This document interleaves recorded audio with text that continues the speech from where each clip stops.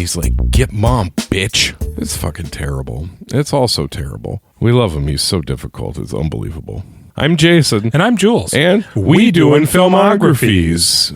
Hey, we've got a new person today. It's Mark Darby Robinson. If you listen to our show regularly, you might have heard us say, ooh, that dick doctor in Ding-a-ling-Less is real funny. Hey, he's back in the pigs. It's crazy because it's like, I don't know, seldom does it seem like I come across a guy who's isolated so much to like one scene. Yeah, he just never left North Carolina. Wilmington, right? I mean, he's got the chops to fucking go all the way. Yeah. Right? I mean, we're talking like Wes Anderson type levels of just what? And he's like in his 50s, I think, the first time we see him. Mm-hmm. So we were charmed by him. I found him quite hypnotic. I was asking that Onur Tukel about him, and he's like, oh, yeah, he's dead. And I was like, what?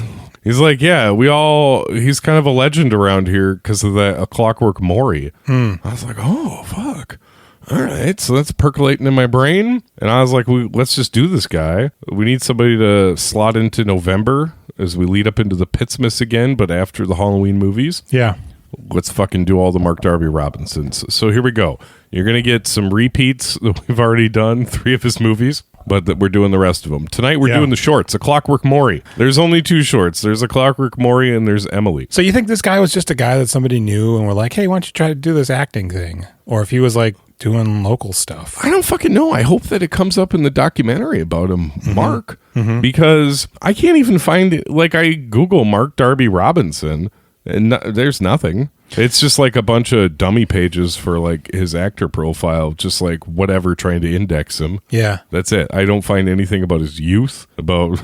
I mean, even finding these movies in a Google search, it's difficult. Well, yeah, you can't watch you Fourth gotta go and Long. Because then there's like a Fourth and Long documentary about a sports guy. And that popped up. I was like, I don't know. Fourth and Long, and what's the other one? The prison, something about prison. Jailhouse with C. Thomas Howell. Thanks, Billy, for getting us copies of the 2 movies. He wrote on Fourth and Long, and I think he wrote and directed the Jailhouse. All right, so we're doing A Clockwork Maury. I don't have Emily yet. I'm still waiting for the guy that made Emily. He said he'd get it to me. He lied. Boy, this sure reminds me of shorts we used to make. Yeah. A ton. I got no information about it. So why don't you just hit me with that synopsis? Oh, yeah.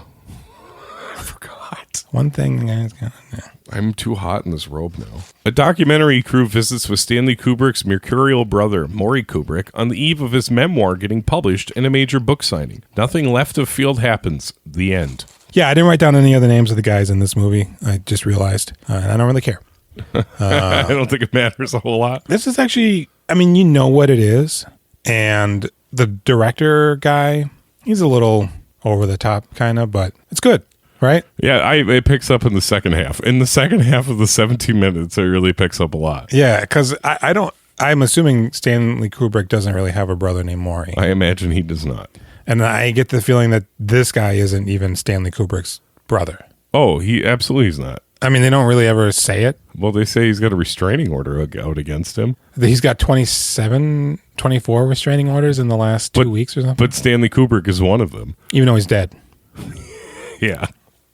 So they go over to talk to Maury. Yeah. On the eve of his book launching. Uh-huh. And he is in a goofy outfit, and he immediately tries to take over and does bad lighting, insisting that it's the right lighting. Yeah, he's wearing just like regular old clothes, but on top of that, he's got like a silk kimono. Yeah, it's like flowing in the sleeve area. Let me get this light. And they're like, hey, what are you doing, man? Get off the light. And he goes, no, I'm going to do the light. And then it's just like super lit. Yeah, he's like bled out with the light. And it's like, has this guy never seen Barry Lyndon?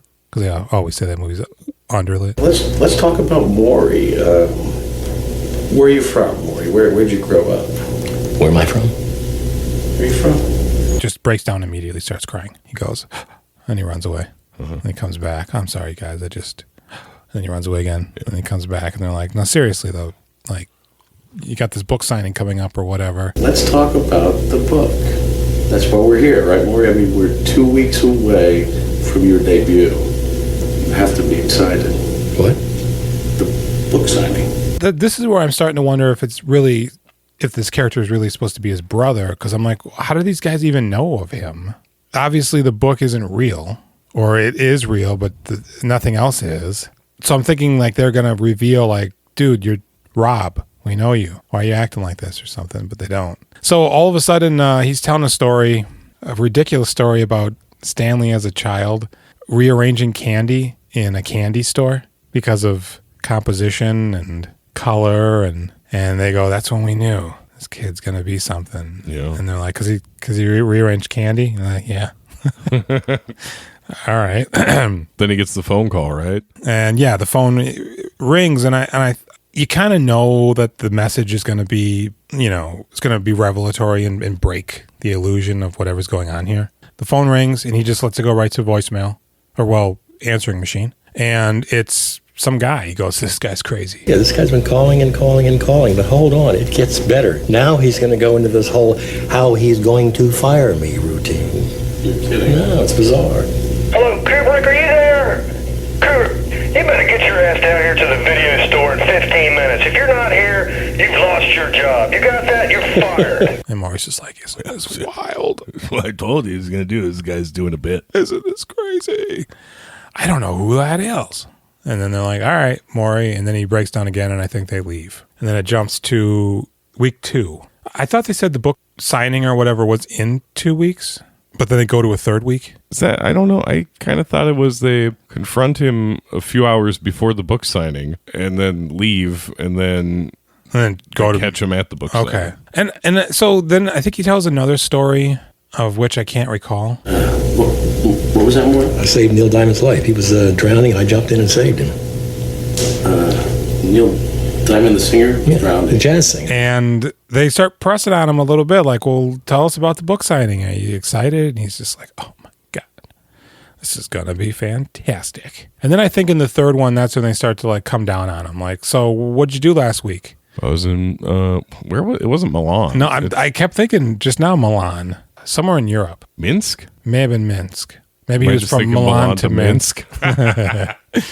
And he goes, oh, really? When were you there? Oh, was it Monday, Tuesday through Thursday. Okay, so Tuesday you were there. Yeah, I was definitely in wherever. Now, why don't you take a look at this photo? Mm-hmm. That's you at McDonald's. On Tuesday. Eating fries, maybe like a value fry?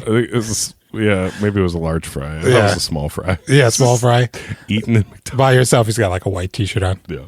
And then he goes, well, you say that's me. No, Maury, it's you. I took the picture. Yeah, he was with me. How about this one? When you were coming out of a check cashing place? Yeah. Again, you claim. So where were you then on Wednesday? Well, then I actually went somewhere else. And they're like, dude, why are you lying, man? Like, you got all these restraining orders against you. Apparently one of which is from your brother. Barnes & Noble is one of them, too, where he's supposed to be doing the signing. Yeah, and then he goes, what is this hatchet job? Listen, you get your yard sale journalistic out. Turn that fucking camera off. Did that lunatic from the video store put you up to this? What the fuck's going on? And he chases him out of there. He's a little scary. Get out of here! Yeah, it gets a little scary, and then the guy kind of tries to barb him a little bit before he leaves, and that's when he grabs the director, Leonardo, I think his name is, and he starts shaking him. God, man, get off me. I don't think that's his name. It's something, maybe DiCaprio-esque, I don't know. Okay. But and so then it jumps to them in their van outside the mall, and this is so insane because he just clearly, it's him and his Tercel. It goes flying by. Yeah. They don't mention it, and they're like, yeah, we're going to see if he shows up. What are we going to do? What is he going to, I don't know. What are we going to do? And the car is just ripping laps around like a little island divider thing. And they go, wait, is that Maury? And then he just fucking gets out, and he's dressed like a droog. Terrence Stamps. That's Malcolm McDowell. Malcolm McDowell. In a Clockwork Orange. In a Clockwork Orange. He's got the bowler hat, the white outfit. Yeah, and they go, oh, he's totally going Droog. Isn't that it? Probably. And I actually really like this shot of him slow-mo walking. He's got a big duffel bag, and he's got the onesie on, and he's just fucking... He's on a mission. And they're like, oh, man, he's going in, and... Is that cop going to do anything? Where's that cop that we saw earlier? They're not going to let him in, are they? He was totally not dressed like a police officer. And they look at the Barnes & Noble, and the manager's outside for some reason, and he storms up, and they start wrestling. And then the cop runs up. and Charges and tackles, right? yeah, and then they drive by. See, Maury, that's what you get for being a liar. And he's like, "Fuck you! What are you fucking guys doing here?" What do you liked it? I thought it was fine. Yeah, it's fake black and white. It's sort of a little on the nose, but again, his performance, you just cannot He's great. He's like argue with it. He's captivating. Yes. He pulls you in. Absolutely. I don't understand. It's just that thing where some people have like a magic about them, and he's got that. Maybe he was on parole and he couldn't leave North Carolina. Yeah, I really wish that we knew more about like what this dude's deal was. It seems, I mean, he obviously lived an entire life before he started doing this. I feel like Dick Doctor would probably have been his best chance to kind of find some sort of a career path. I wonder if, I don't think many people saw that movie. That's the at problem. all. I don't think, right. Because, I mean, Undertow, he's more subdued in there, but he's still great. You know, He shines. Pigs. I mean, what are you going to do with that movie? He's But pretty good in this little role in Pigs. he is, but I doesn't think it's all ADR, too. Yeah, it doesn't explode like the other ones, but like the weird things he is saying are pretty good. I will say, This is fantastic. yeah, Him in it. you're right. I even just like little choices, like when he's coming out of the check cashing plays. What is he like pumping his fist in the air or something? He's doing like little things to make the pictures slightly more interesting. I wonder if that's his choice. Yeah, he looks, oh God, sad and miserable eating his McDonald's French fries. He's a little embarrassed, maybe. Yes. They got a good picture of him, too. They must have been right there. I guess I thought this short was going to blow me away because Tuchel was like, hey, this kind of made him a legend around here. But it's good. He's good in it. Yeah, absolutely. I guess I thought it was going to be a little bit more. But boy, Yeah. it does get a little exciting once they start calling him out on his shit. Yeah. And then when he shows up for his book signing. I don't know. There's just a little bit of interesting fuel behind his insane march to try to get in there in that full outfit. Yeah, it absolutely could have ended, and under more normal circumstances, probably would have with him throwing him out. Right? Maybe a title card at the end or something. But that scene there, yeah, that was fucking brilliant. So, what do you give A Clockwork Maury? Oh, like for the short? Do we rate it on shorts level or movie level? Shorts level. I think that's what we did with Cazale. Okay, 6? Yeah, sounds about right. Yeah, entertaining enough. Well edited, well made, nothing really. Although a little bit more boring in the beginning than the end, which is not how you really want to do that. Well, you would and rather also- peter out a little more and have a punching beginning. And I don't know if he was doing this to win over Maury, but in the beginning, the director was really pompous. And then when you see him, he's just like some Schlub. guy. Yeah. Yeah. And he's not like that anymore. Because they kind of do schmooze him a little bit. Oh, Maury, it's about you, baby. You're really making love to the camera. Yeah, I'd go with a 6 as well. What do you give old Darb-ster? I'm going to give him a solid 8 on this one. Oh, really? You're going higher? No. Oh. I mean, I was going to give him a 7. I respect your 8. I'm trying to decide if like 8's. Nah, I don't know. I'll give him a 7. I like problem there. him in this. Yeah. Yeah. I think that marching scene kind of bumped it up a little bit for me. Yeah. Because it was like, yeah, this is baller. So, I mean, this could be the only one we do. Could be. But maybe stay tuned right now for Emily. Yeah. That guy never sent Jason the Emily short. Then while watching the Mark documentary, they discovered another short that wasn't listed on IMDb. Did you watch any of the commercials, fake commercials? We have the coldest, freshest meats around. We will freeze the pants off the competition. We got all the freshest meats here at Mark's Sandwich Shop. I didn't. I actually searched for the tree one, and I almost watched it, but I was watching the movie still. And now that you mention it, I completely forgot until just moments ago that I intended to watch it. They're strange. Yeah. It's all Billy Lewis up in it. Yeah. I mean, you basically got a taste of it when they show it in the doc. All right. So S Kicker. Yeah, we got to talk about S Kicker. The greatest S Kicker. The last short. The greatest last short of the... Which I thought, oh, he's a shit kicker. Shin Kicker? Yeah. I only saw half of it. Why do they... Jenny interrupted me last night. I never got around to the rest of it. Why do they call him... Why do they just say S Kicker when it's Shin Kicker? I don't know. To rope people in under false pretense? I love bad words. Well, so... Do you want the synopses for the short? Oh, that's... Yeah, that's right. I had a hard time writing all of these. The greatest S Kicker. Some guy can kick really good. Once he discovers shin kicking for money, it feels like he is on Easy Street. He meets his match when an out-of-towner decides to kick dirty, proving no man can stay the greatest S Kicker. Yeah. This felt like a sparkle picnic. Are you okay? What's going on? Yeah, you need to get out of there. Now. What? Why, man? I haven't played hide and seek in like 23 years. You're not playing hide and seek. You're playing adult hide and seek. So? If he finds you, he fucks you. That's why it's adult hide and seek. But a little bit better almost. Well, everybody that was in it, they didn't seem like they really wanted to be there, but they were willing participants. Yeah. You know, the other ass kickers or whatever. I was hoping for just a little bit more, especially after a Clockwork Maury, but it's pretty straightforward. Take us through the plot. So, yeah, we got this guy, right? I don't even know. He has a name. Is it Pablo? Willie Rodriguez. Is he Latino? And, boy, he likes to kick. He's been doing it all of his life. He's got those real skinny chicken legs, too. He kicked something when he was a kid. Did he kick a tree down? I think so. And killed his mother? I don't know about that. Okay. But, you know, good Lord, he could never ply his trade for monetary gain. And it's just plagued him for the first, 55 years of his life. Do you think he's only 55? Yeah, I don't know. I have no idea. He's pretty old. And then all of a sudden, whilst driving, I believe, comes to a screeching halt because he sees a sign, a handwritten sign that said, make money in this. Is it just shin kicking competition? Or do they call it like a tournament name or something? I don't remember. I don't either. So he rushes over and he finds a yard full of, 20-somethings circled around two young guys who have maybe like lacrosse or street hockey gear or something pads? on. Yeah. Yeah, they all look so silly with his pads. Knees and shins. And they're just kicking each other. Uh-huh.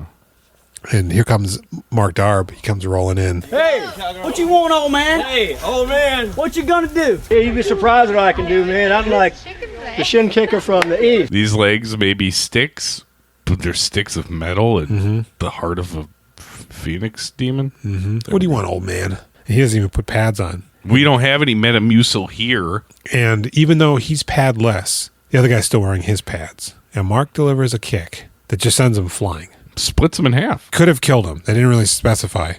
And then Mark bum rushes on him. And thus begins the reign of the greatest ass kicker. This is much better than the clips in Mark would lead you to believe. Mm-hmm. Which this is the first episode of the series, so never mind. Yeah, and he's just ass kicking women, men, the old and young. Dogs, cats. Yeah, Godzilla. And he ass kicks the hell out of a guy who's from a different town, and he's got a shirt that says where he's from. Yeah. And all of a sudden, though, Bulker? I can't remember. Yeah, Brumlaw? Where do you think this was filmed? I forget. Probably Wilmington. I think it's Billy Lewis just seems to be there. Yeah. So I feel like this is an in joke where they're actually making fun of a town that's right across the way. Yeah, that aspect of it feels almost like it's always sunny kind of vibe.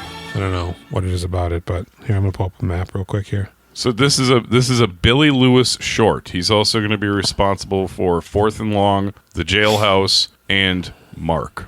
The documentary will wrap on. And yeah, he's done a couple of other things and almost worked with Mark again. Come to find out, but it wasn't meant to be. Boiling. Is it boiling? Does it begin with a B? I think it does. Burgow. Yeah. Fucking Burgow. Fucking Burgow. Yeah, that sounds so Australian. and so he meets this guy because now Mark, he's pulling up to the ring. He's got on robes. There's explosions. Some woman's on his arm. He has his own trailer. He gets into the ring and there's a young new cocky guy in there and he's clucking. And the match begins and he just runs right up and kicks Mark in the dick. And Mark just folds like a cheap suit. And that's it. He's done. Everybody's like, that's not shin kicking. What the hell? And he grabs the belt because he's got a belt too. And it's a hardcore WWE hardcore belt. And he goes, this is my belt. He goes, this is my woman. He grabs Mark's woman and he just walks off. And Mark's on the ground. And then, because we forgot to mention that this is all framed through the lens of a documentary and he's being interviewed. So then we jump forward and he goes, yeah, I knew that guy did that on purpose. I could prove it, and he took everything from me that day though. Well, little did he know that I'm now the spokesman for... I'm the new spokesperson for Jockstrap